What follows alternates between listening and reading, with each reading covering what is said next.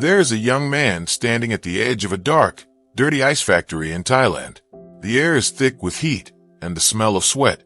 Around him, workers move like shadows, exhausted, broken, and afraid. And this young man? He is not a soldier. He is not a warrior. He has no special weapon.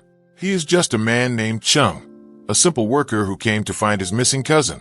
But the people running this place? They are about to find out that picking a fight with the wrong man can cost you everything. This is the story of Bruce Lee's first major fight scene in cinema, from the 1971 film The Big Boss. And if you think you know how it went, think again. Because this was not just a movie. This was a message to the entire world. To understand why this story hit so hard, you have to understand who Chung is when we first meet him.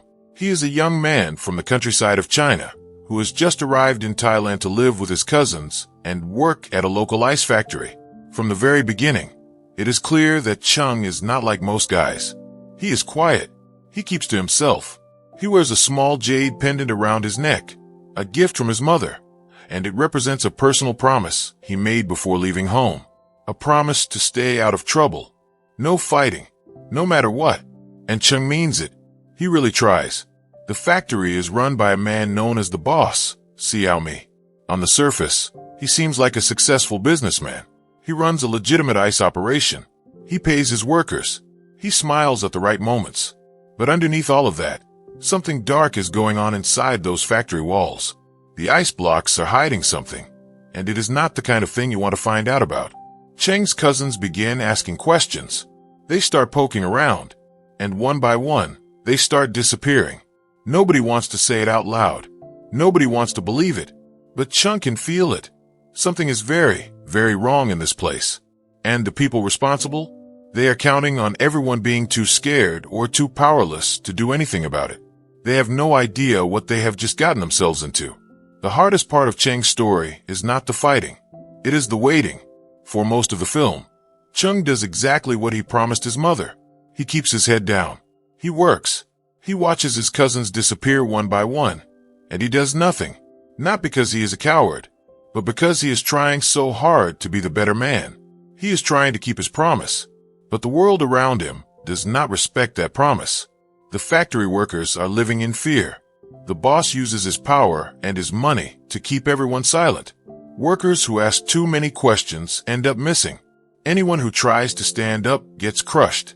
The system is designed to make good people feel completely helpless, to make them believe that speaking up is pointless and staying quiet is the only way to survive. And here's what makes this so painful to watch. Chung can see all of it. He is not blind.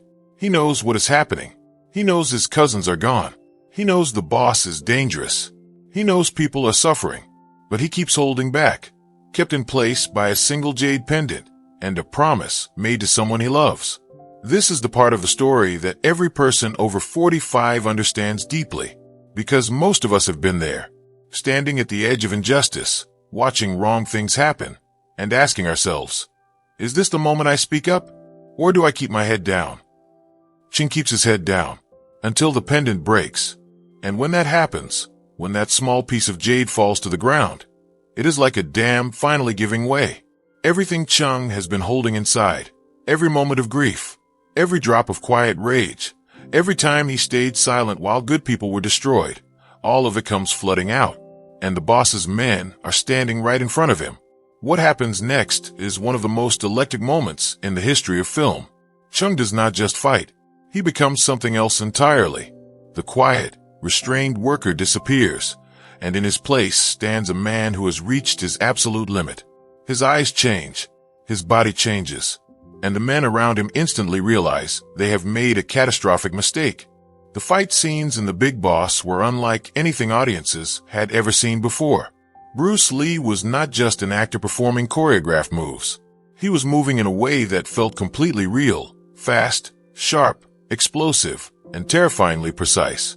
Every kick, every punch, every moment of contact felt genuine. People watching in theaters across Hong Kong and around the world were sitting forward in their seats. Some were gasping. Some were shouting. Many had never seen anything like it in their lives. The boss's men come at Chung in waves, and one by one they fall. There is no hesitation in Cheng's movements. There is no fear. There's only the kind of focused, controlled power that comes from a man who has finally stopped running from who he is. The fight climbs to its peak when Cheng faces the boss himself, Xiao Mi, in a final, unforgettable showdown. This is not just two men fighting. This is justice facing corruption. This is the powerless man finally standing eye to eye with the powerful man who thought he was untouchable. And the boss, he discovers, far too late, that the man he ignored, the quiet worker he dismissed and underestimated, was the most dangerous person in the room all along. Cheng wins, but it does not feel like a clean victory, because by the time the fight is over, his cousins are already gone. The people he came to protect are already lost. And even as he stands victorious over the man who destroyed them, the camera does not let him celebrate. It lets him grieve. That is what made this film different. That is what made Bruce Lee different. The Big Boss was not just an action movie. It was a story about what happens when ordinary people are pushed too far, and what it costs them, even when they win. The Big Boss was released in 1971, and it was a phenomenon. It shattered box office records across Asia. It introduced Bruce Lee, a man who had spent years being overlooked, underestimated, and told he would never be a leading man, to the entire world. But the lesson of this story goes much deeper than box office numbers. Think about Cheng for a moment. He came to Thailand as a nobody, a simple man with a simple promise. He had no power, no money, no status. The world he walked into was controlled by dangerous men who believed that people like Cheng, quiet, hard-working, trying to do the right thing, would never stand up to them. They were wrong. Because here is the truth that the Big Boss was really telling us. The most dangerous person in any room is not the loudest one. It is not the richest one. It is not the one with the most followers or the biggest title. The most dangerous person is the one who has been silent for so long that when they finally decide to speak, or in Cheng's case, fight, they do it with everything they have. Bruce Lee understood this. He had lived this. He had spent years in Hollywood being told his face was wrong, his accent was wrong, his style was too Chinese, too different, too foreign. He had been rejected from roles he was born to play. He had built an entire American television show, The Green Hornet, and still been told that America was not ready for an Asian leading man. And then the Big Boss happened, and the whole world leaned forward.